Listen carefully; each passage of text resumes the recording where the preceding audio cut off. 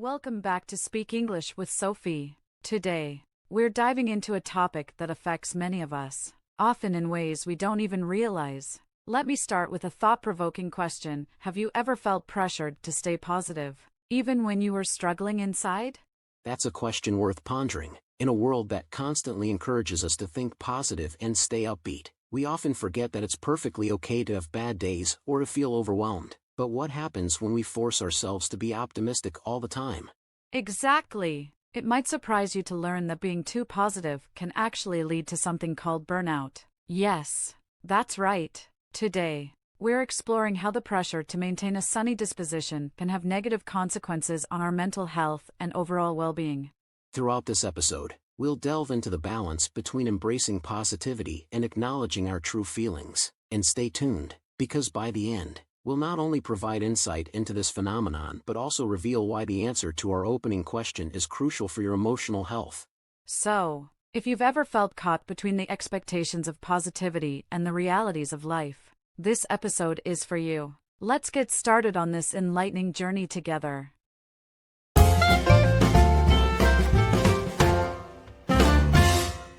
Alright, let's dig deeper into the benefits and downsides of positive thinking. To start, let's talk about the bright side. Definitely. I think we can all agree that positive thinking can be a powerful tool. It helps us face challenges, motivates us to pursue our goals, and often improves our overall outlook on life.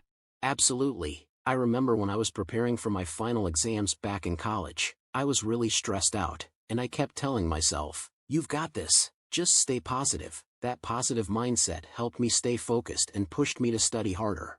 That's a great example. I've had similar experiences. There was a time when I was applying for jobs after graduation. I faced a lot of rejection at first, and it was tough. But I kept telling myself that every no brought me closer to a yes. That positivity kept my spirits up during a really challenging time. Exactly, and that's one of the major benefits of positive thinking. It can help us bounce back from setbacks. However, let's not forget about the potential downsides. Right. While positive thinking can boost motivation, it can also lead us to overlook our feelings and ignore stress. When we only focus on the positive, we may end up suppressing our emotions instead of processing them. Yes, and I think this is where the concept of toxic positivity comes into play. I had a friend who was always trying to be upbeat, even when he was facing serious challenges. One time, he lost his job, and instead of allowing himself to feel sad or angry, he kept saying, "I'll just think positive thoughts. Everything will work out." That's a classic example. It's great to be positive, but when you don't acknowledge your feelings, it can lead to emotional exhaustion. I experienced something similar when I was working on a big project. I felt pressure to be the cheerful team member, but inside, I was stressed and overwhelmed. I ignored those feelings until I eventually broke down. That's the danger of forcing positivity. When we suppress our true feelings, we might feel okay in the moment, but eventually, those emotions build up. It can lead to burnout, which affects our productivity and mental health. Exactly. Burnout isn't just about being physically tired. It's also about feeling emotionally drained. When we constantly push ourselves to stay positive, we risk reaching a breaking point. And that's why it's essential to strike a balance between maintaining a positive outlook and allowing ourselves to feel our emotions. We need to recognize when to lean into positivity and when to give ourselves permission to feel sad or stressed. Right. For instance, instead of saying, "I must stay positive no matter what," we could say, "It's okay to feel down sometimes, but I'll work on finding a solution." This way, we acknowledge our feelings while still maintaining a hopeful outlook. Perfectly put, it's all about being real with ourselves, and I think that when we embrace both our positive and negative emotions, we develop resilience, which helps us cope better in the long run. Exactly. It's that resilience that will enable us to face challenges without falling into burnout. And as we continue to explore this topic, let's remember that both positivity and realism are essential in our lives.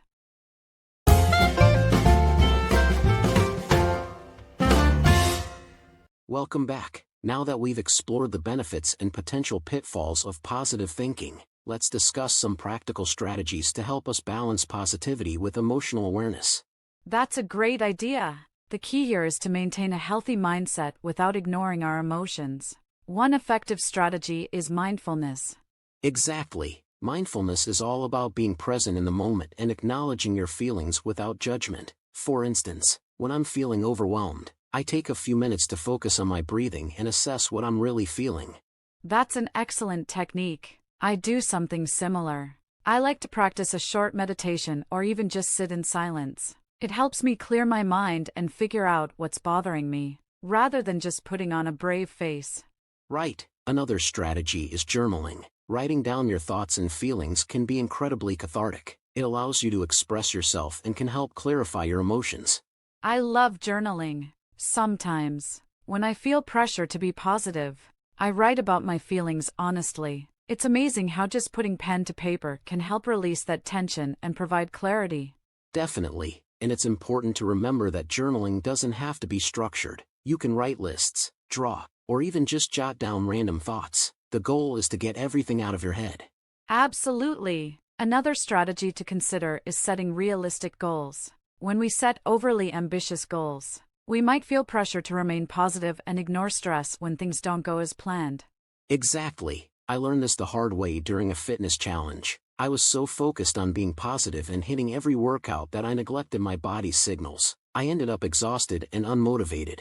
That's a common issue. By setting realistic goals and allowing ourselves room for flexibility, we can maintain a positive outlook without burning out. It's okay to adjust our goals as we go along.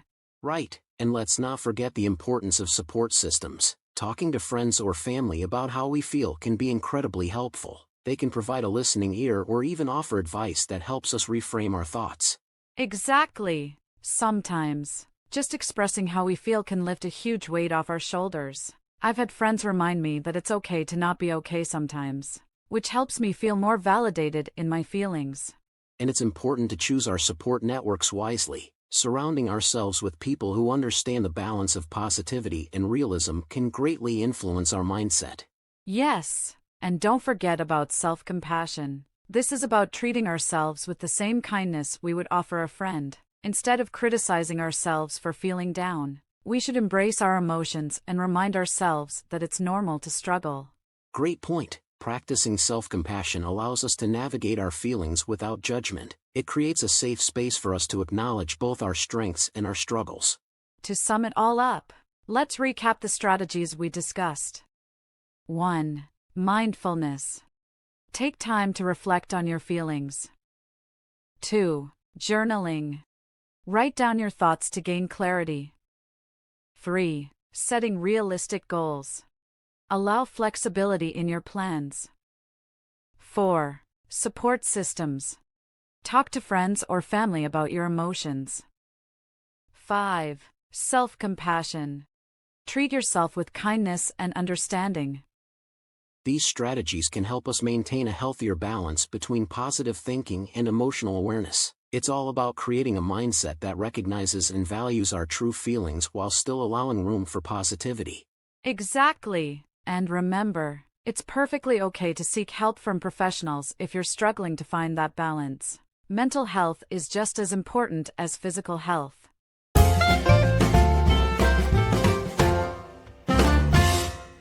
All right, everyone, as we wrap up today's episode, let's dive into our vocabulary session. We've covered a lot of ground today, and these words will help you articulate your thoughts about positive thinking and emotional awareness more effectively.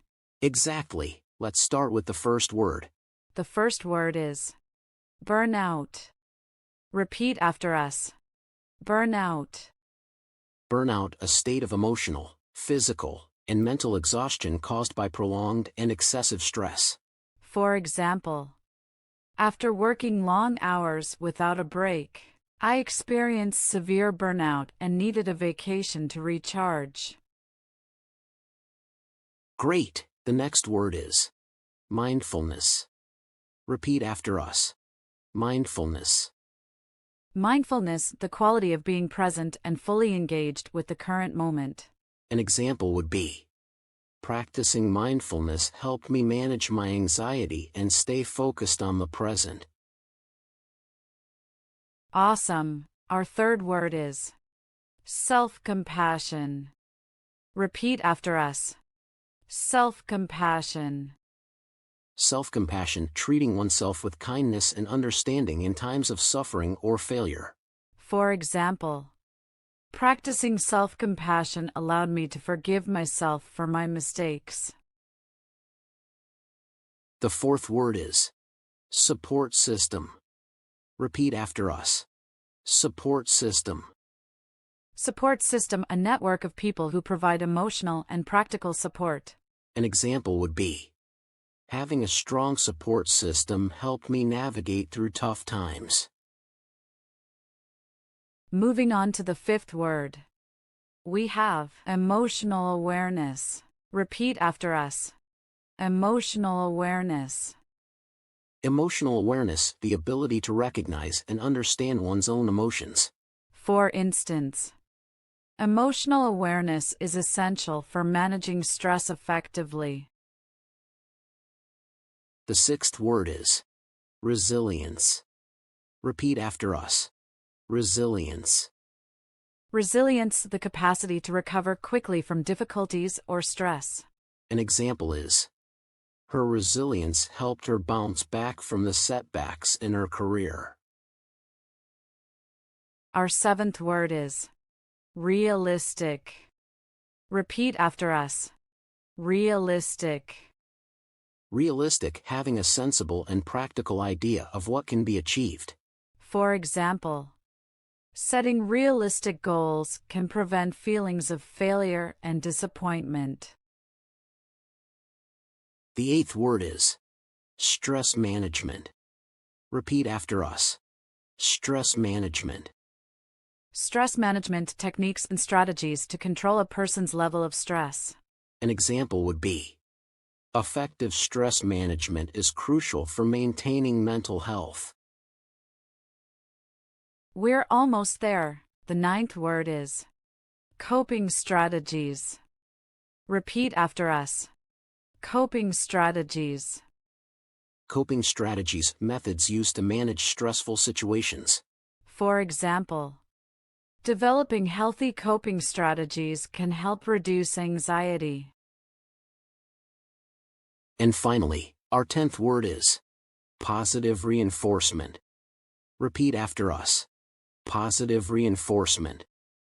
Positive reinforcement, encouragement or rewards to reinforce desired behavior or thought patterns. An example is, using positive reinforcement can motivate individuals to adopt healthier habits. Great job, everyone! These vocabulary words will not only enhance your English but also deepen your understanding of today's topic. Remember to practice using these words in your conversations and reflections. The more you use them, the more natural they'll become.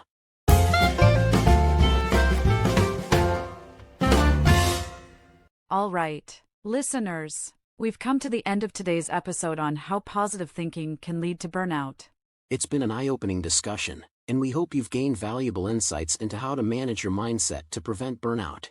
Exactly. Remember, it's not just about being positive, but also about finding a balance and being mindful of your mental and emotional well-being. Before we wrap things up, let's circle back to the question we posed at the beginning. Can positive thinking ever become a source of stress or burnout? The answer is a resounding yes. While positive thinking can be incredibly beneficial, the pressure to maintain an optimistic outlook at all times can lead to stress, especially if you're ignoring your true feelings or the reality of a situation. That's a critical takeaway. Recognizing the signs of burnout and employing strategies like mindfulness, self-compassion, and building a strong support system are essential to preventing that overwhelming feeling. Absolutely. We encourage you to reflect on your own experiences with positive thinking. Have you ever felt overwhelmed by the pressure to always stay positive? We'd love to hear your thoughts. Share your experiences or any strategies that have worked for you in the comments below.